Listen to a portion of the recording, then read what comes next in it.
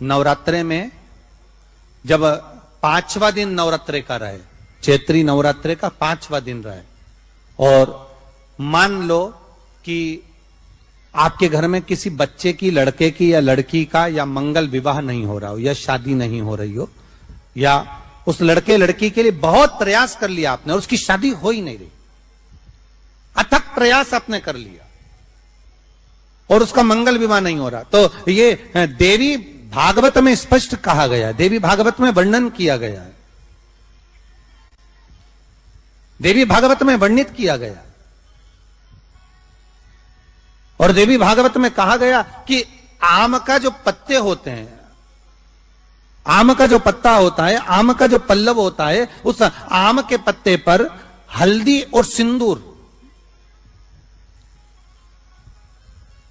इन दोनों से स्वस्तिक का निर्माण किया जाए। देवी भागवत का संवाद है, बहुत ध्यान देना महाराज। जिन कन्याओं का विवाह ना हो पंचमी के दिन, नवरात्रे की कोई सी भी पंचमी, मतलब जो पंचमी तिथि पड़ेगी, कोई भी नवरात्रा हो, चाहे वो 4 नवरात्रे में से, चाहे वो पौष का हो, अश्विन का हो, चैत्र का हो, आषाढ़ का हो, किसी भी नवरात्रे में आप कर सकते हैं। एक पान के पत्ते पर, एक ही पत्ते पर जो 2 स्वस्तिक बनेंगे, एक हल्दी का बनेगा, एक सिंदूर का बनेगा।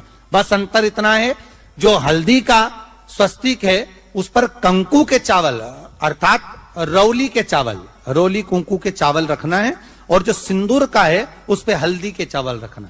इतना रखकर जिस लड़का लड़की का विवाह नहीं होता उसकी हथेली पर रखकर उसका नाम और गोत्र बोलकर महाराज उसको ले जाकर नीम के पेड़ के नीचे उसको रख दिया जाता है। मात्र 3.5 या 4 महीने ऐसे रहते हैं जिसके अंदर उस लड़का लड़की का विवाह पक्का हो जाता है। जिसका विवाह नहीं होता केवल उसी के लिए। पंचमी कौन सी तिथि?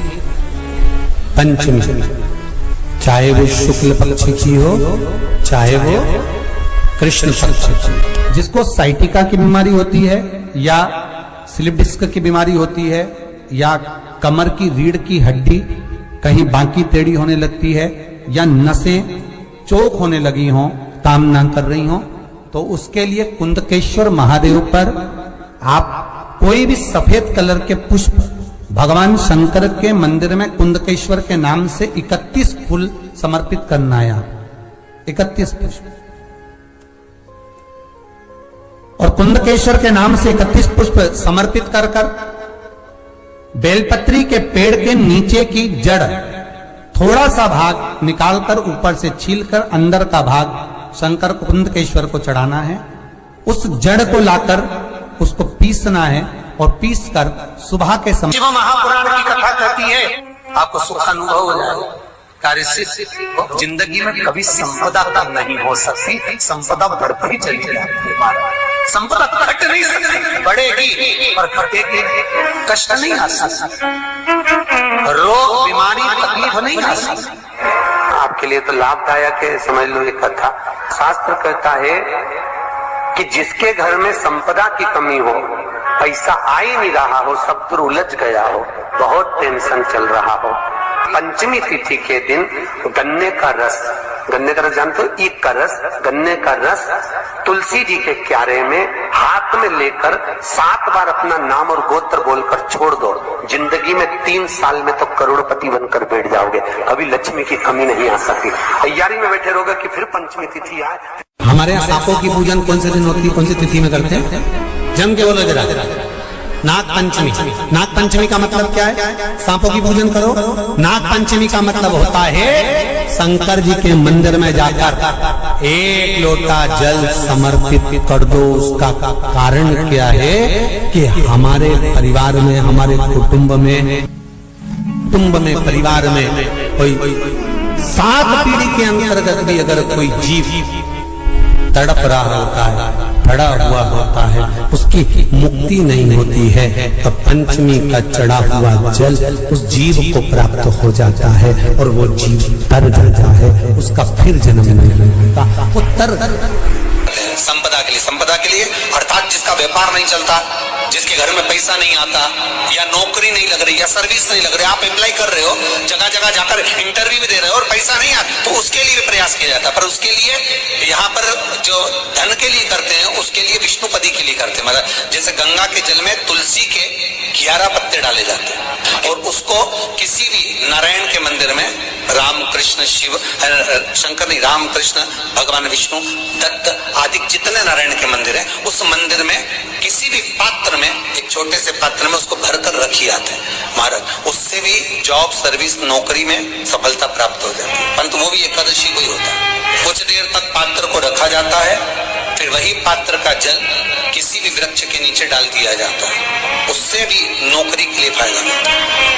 गंगा का जल को एकादशी और द्वादशी इन 3 तिथियों पर एक रोटी में थोड़ा सा मीठा रखकर सोमक पितृ का नाम लेकर यदि गाय को खिला दिया जाता है तो अगर कोई पूर्वज प्रेत योनि में भी पड़ा हुआ होता है, भटक रहा होता है, जिसको पिंड नहीं मिला, जो अचानक मर गया होता है, अधोगति में चले गया होता है, उस जीव की मुक्ति दशमी, एकादशी और द्वादशी 3 दिन सोमक पितृ का नाम लेकर रोटी में पूड़ी में मीठा रखकर अगर गाय को खिला दिया जाता है ये 3 दिन तक, तो वो पितृ कभी भटकते नहीं है, उनको मुक्ति प्राप्त हो जाती है, मोक्ष में। दशमी की रात्रि के 12 बजे घी का दिया हथेली में रखकर दरवाजे के बाहर उस दिए को हथेली में रखकर चंद्र का दर्शन रात्रि के 12 बजे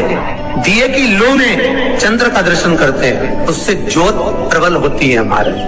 या तो होगा वो नौमी की रात्रि 12 बजे या दशमी की रात्रि की 12 बजे चंद्र का दर्शन, दीप घी का हाथ में जलाकर नाम गोत्र अपना बोलकर नरसिंह भगवान का स्मरण कर ज्योति में चंद्र का स्मरण कर दर्शन किया जाता है। नेत्र कमजोर हो तो 3 या 4 दिन में ज्योतियों का क्रम बढ़ना प्रारंभ होता है। वैसे तो 15 दिन का लिखा है, पर शिव महापुराण कहती है 3-4 दिन का क्रम बहुत होता है, बढ़ता जाता है। केवल दशमी, चाहे उजाला की हो चाहे अंधेरे की। कौन से महादेव का नाम लेना है? श्रम्भेश्वर महादेव। जब कोई व्यक्ति चिड़चिड़ करता है, क्रोध करता है, गुस्सा करता है, तो महाराज शंकर भगवान का श्रम्भेश्वर महादेव का नाम लेकर 31 बेलपत्र, जिस व्यक्ति को क्रोध आता है उस व्यक्ति का स्मरण कर आखा चावल मतलब सेगे चावल के साथ एक बेलपत्र 31 बेलपत्र कर शिव जी के शिवलिंग पर समर्पित करी जाती है, मात्र दशमी की तिथि के लिए। केवल दशमी, चाहे उजाला की हो चाहे अंधेरे की। कौन से महादेव का नाम लेना है? श्रम्भेश्वर महादेव, शिव जी का एक। छोटे छोटे बच्चे रहते हैं, कुछ बच्चों को माता जबरदस्ती के भोजन कराती है, खिलाती है, ठोकती मारती खिलाती है। कुछ बच्चे ऐसे रहते हैं वो कुछ खा ही नहीं पाते, मुख में दो और वॉमिटिंग कर देते हैं, उल्टी कर देते हैं। ऐसे बच्चों के लिए या जिस व्यक्ति को भोजन पचता नहीं और उदर में एसिडिटी रहती हो और जलन टाइप की होती हो, उसके लिए भी श्रम्भेश्वर महादेव का स्मरण है। सुंदर व्याख्यान वर्णन किया है। श्रम्भेश्वर महादेव के ठीक सामने अर्थात भगवान शंकर के किसी भी शिवलिंग के सामने एक तांबे के लोटे में जल रख लीजिए और जल के अंदर 3 बेलपत्र डाल दीजिए, एक पीपल का पत्ता डाल दीजिए, शमी के 11 पत्ते कलश को छुआकर शंकर भगवान के शिवलिंग पर श्रम्भेश्वर महादेव के नाम से चढ़ा दीजिए। उस जल को उठाकर ले आइए, 1 रात्रि तक घर के अंदर रखना है। उस जल को श्रम्भेश्वर महादेव का नाम लेकर जिस व्यक्ति को एसिडिटी होती हो या उदर खराब रहता हो या भोजन नहीं पचता हो या पेट से जुड़ी हुई प्रॉब्लम हो या बच्चों को भोजन कराते हैं और वो वोमिटिंग कर देते हो, ऐसे बच्चे को या भोजन नहीं भा रहा हो ऐसे व्यक्ति को उस जल को सवेरे दोपहर शाम 3 बार श्रम्भेश्वर महादेव का नाम लेकर आचमन कराना प्रारंभ कर दो, पिलाना चालू कर दीजिए। 3 या 4 दिन पिलाओगे, अपने आप उदर में भी आनंद रहेगा, बच्चा भोजन करना भी प्रारंभ कर दे। तो गुरुजी के द्वारा बताए गए ये सभी उपायों को आप अपने ज़िंदगी में उतार कर अपने जीवन को सफल बना सकते हैं और कई परेशानियों से छुटकारा पा सकते हैं। तो अगर आपको इसी प्रकार के गुरुजी के उपायों को प्राप्त करना हो तो हमारे चैनल ज्ञान के भंडार को प्लीज़ सब्सक्राइब करें और वीडियो को लाइक करें। धन्यवाद।